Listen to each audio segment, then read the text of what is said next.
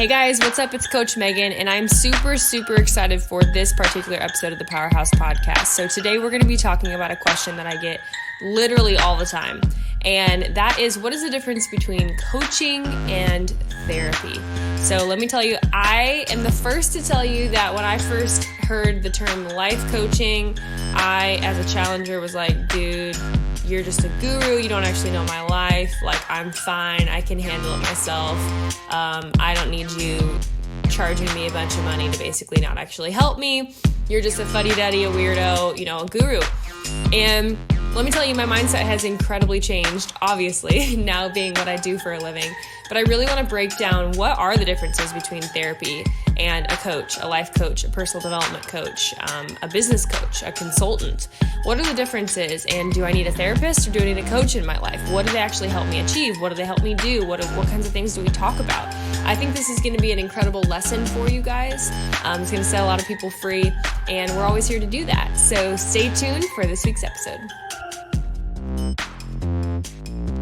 Well, hello everybody. Like I said, we are going to be talking about the difference between coaching and therapy today. And I'm so incredibly excited about this episode, as I am for every episode. But you might notice something a little bit different, and that is our audio. So our audio might be a little bit different this week. We're figuring out something with my mic. If you're watching this on video, you can see that I have my phone positioned next to me, which actually gets pretty dang good audio. So we'll have everything ready to go and perfected again for next week. But for this week, my Blue Yeti mic is being a little weird. I think it just needs an update, and couldn't figure out in the time that I needed to get this podcast out. So we'll be Gucci for next time, but hopefully the audio is doing pretty well. So go iPhones, right? Team iPhone. Sorry if you're Team Android, but I've sold my soul to iPhone a long time ago.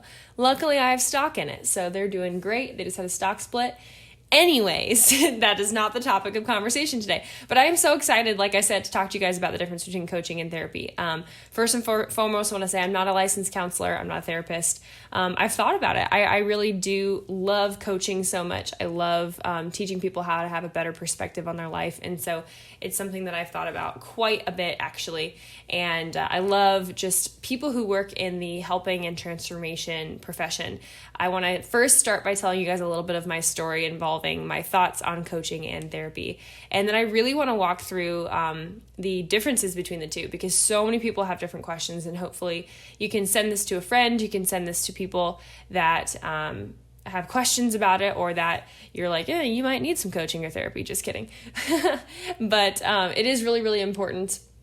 It's super important to know the difference and to hire the right kind of coach for what you might need in your life, right? So I'm really excited to share that with you guys today. We're going to dive into this. And with that, I'll start with sharing a little bit of my story, which will be awesome. So I'll never forget, back in college, we had free counseling actually on campus. And I was somebody that grew up in a very Christian home, word of faith background, which I'm extremely grateful for. But at the same time, we didn't always talk about things. And again, there wasn't a whole lot of conflict growing up in my family, so I'm really blessed and thankful for that. But when I did have conflict, or conflict amongst my peers, and like I've mentioned several times, through just being really heavily bullied growing up for different things and bullying myself a lot, I had I wouldn't say no, but I had a very limited emotional intelligence when it came to understanding how to identify my emotions, when it came to understanding what I was feeling. I'm an Enneagram 8. I'm a hardcore thinker. I need a lot of alone time to what mental health professionals have told me to kind of unravel my thoughts at the end of the day. But I didn't know any of that about myself when I was growing up. And so I'll never forget, in college, somebody close to me was experiencing some trouble in her life. Her parents are going through a hard time, and I remember she started to talk about how she was going to go to the therapist, to the counselor on our college campus. And I remember talking to her, and I was like, why? Like, why would you do that? You're not screwed up, you're not messed up, and who does that, really? And I had a really negative connotation in my mind. I'll just be the first to say there was such a stigma, which thank God there's been a change in our culture. I think a lot, especially through this year, certainly through Corona, and even amazing resources like BetterHelp and some online resources where you don't even have to leave your house to work with a licensed professional, which I think is absolutely incredible. So here for it. But I definitely was a part of believing the stigma that was, counseling was just for those people, whoever the heck those people were, right? And I had no idea what it was. And now looking back, I'm like, yo, free counseling? Are you kidding me? I wish I would have gone and just sat just to talk every week and just like learn and have them help me transform my thought life earlier. And what was interesting is I had the biblical component of it where I knew that I should take my thoughts captive. I knew, in a sense, that my mind controlled my world. It controlled my perspective. It controlled my beliefs. It controlled, how I saw the world, my relationships, all those types of things. But so many other things were out of whack, or I would just say uninformed, that I didn't know the practicality of how to put together. And so what's so interesting about that is I'm so interested in it now, and have such a passion for it. And I've even thought about going back to school to get a counseling degree just so I could have more of that knowledge, to be completely honest. But what's so amazing is we have the opportunity to learn a lot of that even online now. Not that you can get a counseling degree, obviously, without going to school or any of that. But as a life coach, I could learn a lot of those skills and not prescribe medicine and not, obviously, do what a counselor does, but we'll talk about that in a second. So anyways, I just want to say that I came from a place of absolutely having the wrong mindset about this kind of stuff. And I also had a terrible mindset when it came to life coaches. So as an Enneagram 8, as a leader, I'm somebody who very much is open-minded, but closed-minded at the same time. I'm open-minded if I respect you, and if I see that you are a master at your craft, or you're highly skilled, or you're smart, or you're a leader. It's kind of honestly like a lion walking up to a lion. And if I see another lion, I'm like, cool, you're a lion. But if I see that they're not a lion, then they kind of have to prove themselves to me, if I'm being completely honest, right? We're just being vulnerable here. And so when it came to life coaches, I remember I used to make fun of Tony Robbins. I used to just poo-poo all this kind of stuff. And I was like, dude, they don't actually help people. They just motivate people. They just get them jacked or jacked up, and not in a good way. And I just totally was ignorant and did not understand at all. Like, didn't understand spirituality, mindfulness, any of that stuff. And so I was the first person to write all that quote unquote crap off. And so here we are today, here we are now, and it's just laughable to think that I'm right now even at a point in my life where I'm ingesting every type of Tony Robbins book I could ever receive, because he's so brilliant. I think he's one of the most brilliant men on earth, brilliant people on earth, to be completely honest, and has helped millions and millions of people. And how dare I wag a finger at somebody who's dedicated their life to helping people. Like, just the ignorance, Megan. Like, oh my gosh, young and stupid. So I'm really, really grateful that I've grown and that God's allowed my heart to change and to expand and to become more open-minded. And I pray every day, you guys, for God to help me see other people as he sees them and love people as he loves them. I'm wearing a love shirt right now, which is one of my favorite shirts. And hopefully, if you know me and you've been listening to my podcast, you know how much I love people, even people that are different than me. So, and God gives me opportunities for that all the time, believe me. People who speak, honestly, the more public you get, the more people like to have an opinion about you who know nothing about you. So that's a really fun opportunity to love people. But anyways, so I started watching a couple people's lives the past, certainly 5 years, but 10 years since high school. And a couple prominent people walked into my life who are life coaches. And one of them is Brooke Castillo, who is probably the highest grossing life coach that I know that's a female. And she makes about $30 million a year and does it totally ethically and just helps thousands and thousands of people and really, really transforms their lives. And I'll teach you in a little bit specifically what she does.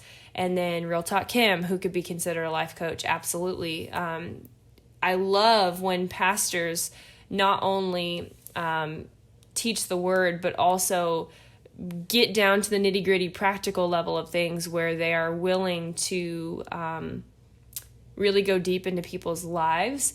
And we're going to talk about the pastoral component of this as well. And by pastor, I mean a shepherd of people's lives. I don't necessarily mean what we call big P or little p pastor. Capital P is somebody who operates in the office of the pastor. Little p is somebody who is intentional about shepherding people, even if you're never given a title. So I believe we're all called to be little p, undercase P pastors. Even if you're undercase, you can have a massive calling. So I would consider myself one of those. I've been a big P pastor before, but I feel like I am better suited in the office of teacher and coach, and I don't really like having that big P uppercase pastor title attached to me because honestly, I'm not really wired that way. You guys know me. I can cry in a minute, and I got a really soft, tender heart. But I like to challenge people and tell them like it is, and that's not necessarily the shepherding, sweet, awesome pastor's heart. But anyways, that's getting into technicalities. So today we're going to talk about the difference between coaching and therapy, but also I'm going to add that little pastoral part of it too, which really has to do with both areas of kind of coaching and also the mental health aspect of looking into our past. So let's kind of go from the top down, and I think this is really going to help you guys. And I seriously want you guys to share this with somebody that maybe is struggling in their thought life, or you think could be a good candidate for coaching, whether it's with myself or with somebody else. I'm funneling everybody, all my clients, into the Interview Mastery Academy right now because I don't have a lot of time to coach people until 2021, but they can get on a wait list, or we can work something out. I'm always open to being led by the Holy Spirit. If God tells me to coach somebody, I'll coach somebody. But there are other resources and opportunities for them to get positive knowledge and feedback and some resources from me. So reach out to us at info@powerhousepageantry.com. For that, or if you guys are a pageant girl, as always, you can look at the link in our bio and we will hook you up with a strategy call where we can figure out the next best step in the plan for you. So that cart closes tomorrow, Friday for Interview Mastery Academy. So do not walk, run to get that, because otherwise you get to pay double in 2021, and no one wants to do that, girlfriend. Okay, so I'm reading my notes. For those of you guys who are watching this, you will see me looking down because that's where my notes are. Fun fact. Okay, so the difference between coaching and therapy. Who has some ideas? What are some ideas? Say them out loud, even if you're watching or listening. Not watching. You shouldn't be watching if you're in the car. If you're listening, shout them out loud, or if you're watching this on social media, when I repost this, then put some in the comments. What do you think are the differences between coaching and therapy? I will give you 5 seconds. 5, 4, 3, 2, 1. Did you put a comment in? Come on, girl. Okay, or boy. We got boys who listen too. Okay, the biggest differences between the two. Okay, so we're going to start with therapy. So I'm not a licensed counselor. I'm not a counselor. I want to be clear about that. A counselor is somebody who went to school, got a counseling degree, started off probably a psych major, got your master's in counseling. There are many different types of counseling, okay? The biggest difference is counseling. Yawn coming on. Counseling has to do with your past, okay? Coaching has to do with your present and your future, okay? So look at kind of that, create like a diagram in your brain, and that's the major difference. Counseling focuses on your past, okay? Counseling focuses on your past traumas, past traumatic events, stress, issues, feelings, introspection, and analysis. Okay, so it is all, that's why they say lay down on the couch, we're going to visualize what happened, and they will work to rewire some patterns, some habits, all that kind of stuff. They are changing, with counseling, you're changing self-destructive habits, so it could be alcoholism or an eating disorder or drug abuse or different addictions. So you're going to look into your past, and they're going to help you rewire, in a sense, your mind and your brain as well, to see those events differently, and to build, using different coping strategies, a better present and future. But you are constantly dipping into the past. but they're going to help you provide for a happier and more stable future. Okay, so that is counseling. Life coaching is focusing on the present and the future. Life coaching is completely different, okay? They are not even remotely the same. Life coaching is all about unlocking your potential. So I think life coaching gets a bad rap, which just makes me laugh because this is so me, like literally me bagging on my own industry. Did y'all know that when I started my company, I'll never forget, I sat down in Karma Coffee here in Omaha where I used to work. Where I was working, actually, when I started my company, I had $160 in my pocket, and that's how I funded the LLC with my last $100, and was working at a coffee shop. And I'll never forget, I sat down because I would clean, and then I would sit there after work, after I got off of my shift, and I would just plan. And I was like, God, what do you want to do in my life? I just moved home from Nashville. I thought I'd live there forever, and I really want to start a company. Don't know what that means. Blah blah blah blah. And I remember sitting down and the Lord was impressing on my heart, women's ministry. Wow, I don't think I've ever told this story on my podcast. I'm super excited. I was sitting down and the Lord was like, yeah, you're going to talk to women. And I was like, frick, no, I'm not. I was like, ew, I'm single. I'm 23. Was I 23? I just turned 23. I was like, that's funny. No, literally. I was like, no, I am not interested in that, Lord. I will be sending back that wisdom, right? And so funny. And God was like, yes, you are. And I was like, no, I'm not.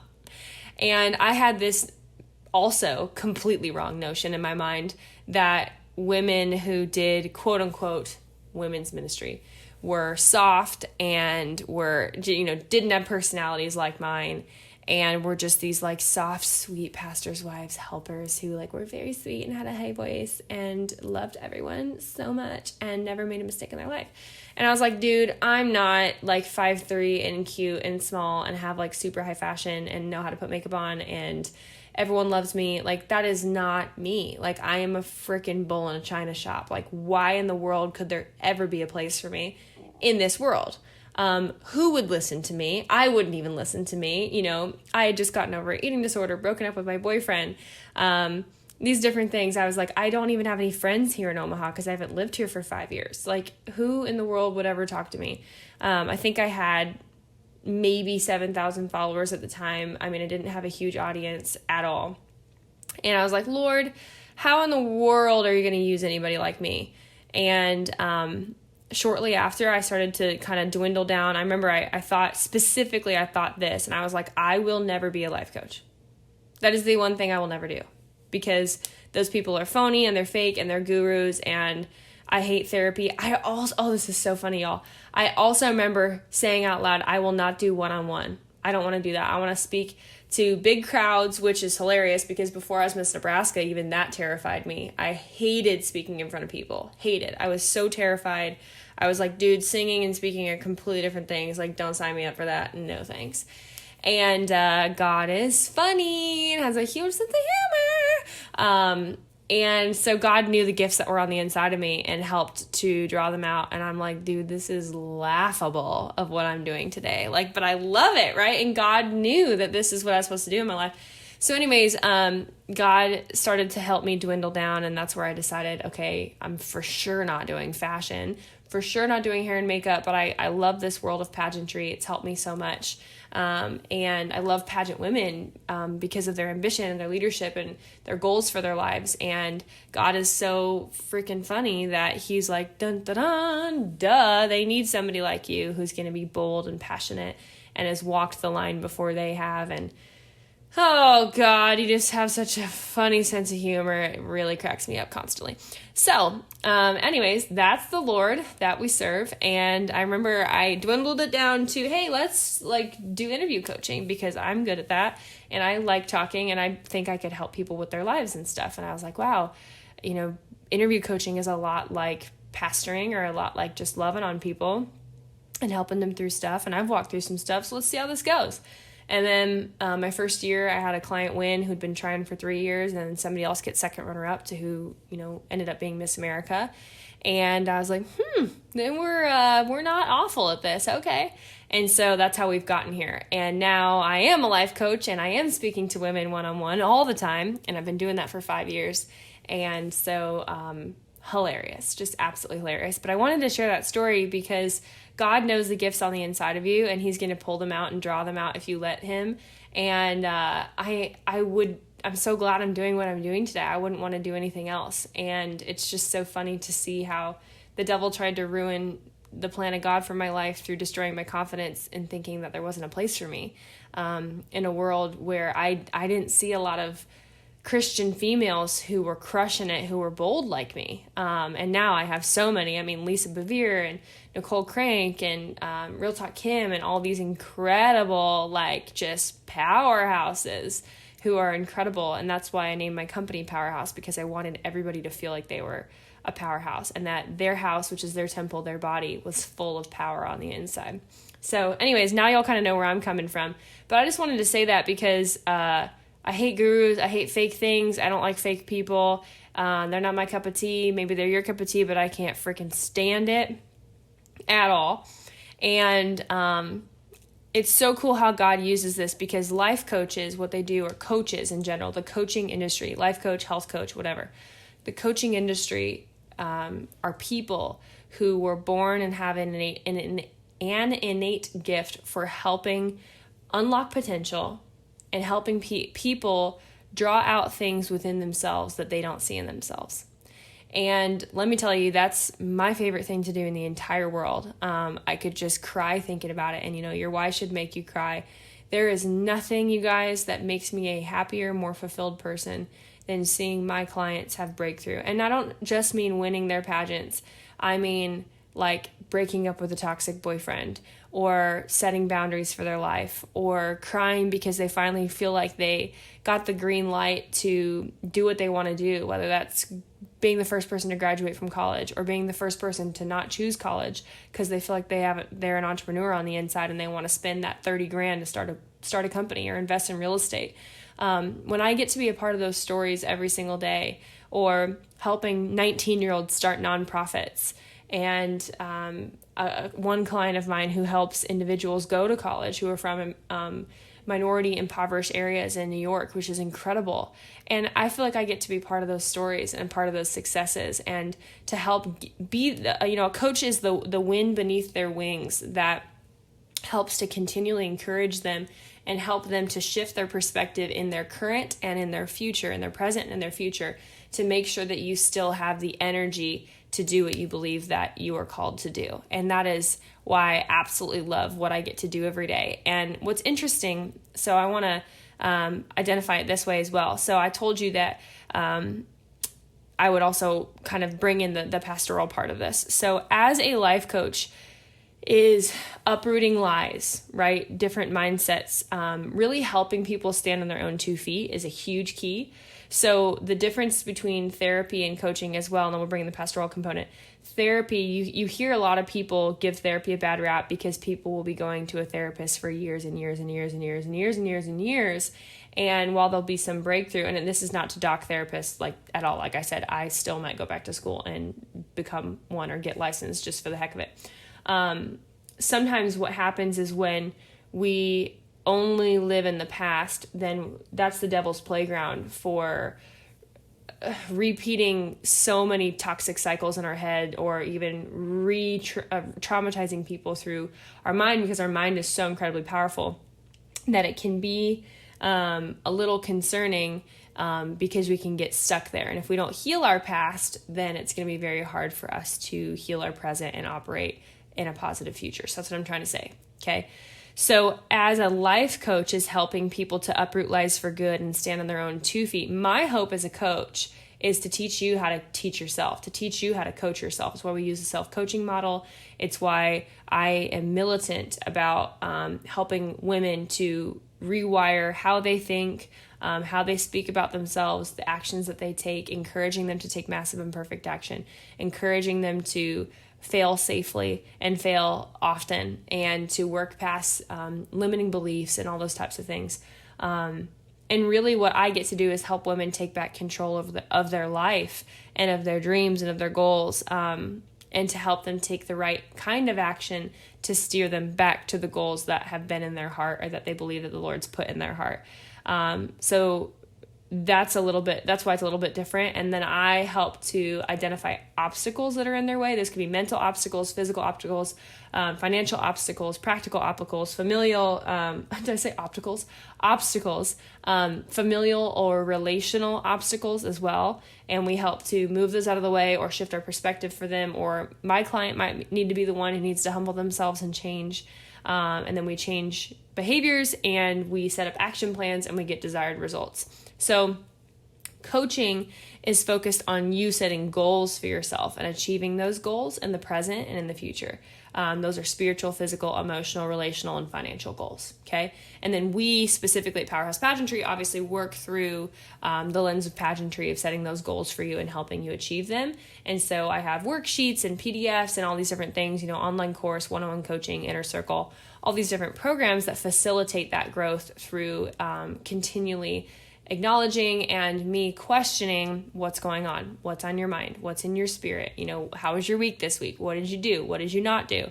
And asking those questions so that I can be those bumper and those guardrails to not only provide wisdom, but also sometimes just ask the right questions so that my client can get the right answers for themselves, which is really, really beautiful. And with that, we make incredible progress. I mean, I could tell you 8 million stories. We create long-lasting progress to where people stop living in their past and we start to really build the kind of future that they want. And we work to change both their physiological and psychological responses to triggers and traumas. That's why we do personality testing and figuring out your Enneagram and your action style and these different things. We have a 5-layer dip of understanding personality in what I call the personality stack. And we start with your core values and we move on to your personality, then your action temperament, your strengths, and your love languages. And it's a beautiful, beautiful stack where you know yourself so dang well that you're ready to conquer the world. And that's what I care about. I want to see powerhouse women who are absolutely crushing it and conquering the world. So the last part of this, how does this relate to pastoring? So as I was kind of doing my studying, I was like, it says that counselors are the ones that help with past traumas, PTSD, issues, feelings, and they really provide that introspection. Although I also do a lot of that in life coaching, but it's for the position and the purpose of then helping people catapult that knowledge into the present and the future, rather than just kind of analyzing it from the past. And so that's where the pastoral element, as I said earlier, pastor is not a title or a position. It is a way of life, if you will. It's how you love people. So I think that that's where, if you were to create kind of a triangle, the pastoral element of leadership can bring a spiritual perspective through deliverance ministry and freedom ministry, where I also get to bring a lot of that to the table for my clients, which is amazing. So much like Wake Up Wednesday, if a client is open to that, then we might pray at the end of our session or the beginning of our session, or I might speak into their life a prophetic word, or God might give me a word for them and their lifestyle or what they're dealing with. And they're like, oh my gosh, how did you know I was dealing with that? I needed to hear that. This is what's going on in my life. That happens all the time. And that is so cool to bring that spiritual component, because when we're dealing with spiritual issues, we can't just be like, okay, well, let's just keep going over your goals, try harder, work harder. When there are deeper spiritual issues going on that affect the way that our mind is wired, or there are certain traumas that we've opened ourselves up to, or that unfortunately we've just experienced completely beyond our control, and I have such compassion for that. That pastoral spiritual element can help to coach through some of the things that we've walked through in our past as well. And so while I'm not a counselor, pastors can help individuals to break through a lot of those things in the spirit, and to know how to pray over those things and to use your words and your mouth to break a lot of that off of your life is really, really cool. And we call that freedom, freedom ministry, freedom prayer, whatever you want to call it. So that's kind of the trifecta of what's going on, the differences. Hopefully that can lay that out for you guys and encourage you of why it's so important to have a coach in your life as an accountability partner for everything that you want to accomplish. Like, honestly, you guys, if I didn't have the boss, amazing women that I now have in my life that I can text and ask questions, who have gone before me, who have done what I want to do, who have accomplished what I want to accomplish, who are, 20 to 30 years my senior, or at least, it doesn't have to be that in terms of age. It doesn't have to be, but I personally prefer that. But honestly, if there was a 30-year-old who was just a little bit older than me and had accomplished what I wanted to accomplish, sign me up. Awesome. If she can teach me, beautiful. But make sure that you're signing on with somebody who has gotten the results that you want to get. Otherwise, talk is cheap, but life experience is life experience. And I believe in surrounding ourselves with people that, like I said, have gone where we want to go and have been where we want to be, and have conquered the battles that we are currently facing in front of us. And so that's where a coach can be an absolutely incredible addition to your life. And here at Powerhouse, we have so many different resources for you. You can join the Inner Circle at any time for a very, very low cost option to operate in your personal growth. You can join the Interview Mastery Academy for another 2 days, and then it won't be open until 2021. So please, please, please join. Sorry, the cart will be closed after that. For 50% off, and you'll get grandfathered in at no cost to you to the actual course when it comes out, the 2.0 version, the fully polished version in 2021. And I am not currently taking a lot of one-on-one sessions right now. We're funneling everybody into the Interview Mastery Academy because that is a total replacement for one-on-one coaching. You're going to be blessed by it. We just had a couple girls start yesterday that I am so excited about. It's going to be amazing. And the rest will join and start next week. So just want to throw all that out there. The links will be in my bio on Instagram. The links will be in the show notes here and on our website. And I hope that this blessed you. I hope that this helped to create some clarity in your mind of maybe you've always wondered the differences between these different industries and what they do, and encourage you to take action today. Sign up with a coach, get a coach in your life, whether that's me or whether that's somebody else, because everybody deserves to. I want to see everybody achieve their dreams. I want to see everybody grow in their leadership and rewire their toxic mindsets and get rid of the things that aren't serving them in life, that aren't blessing them and producing fruit. So I love you guys so much, and I will see you next week. Bye. Well, thanks so much for listening to this episode of Season 2 of the Powerhouse Podcast. I'm Coach Megan. As always, you can follow me at Megan_Swanson. You can DM us to join our email list. You can follow us at Powerhouse Pageantry or at The Powerhouse Project. And I am so excited to get to continue to pour into your life spiritually, physically, financially, emotionally, mentally, and relationally. Wow, that's a mouthful. In this beautiful year of 2020. Never forget your worth. Stand up for what you believe in, and allow your spirit to stand up on the inside of you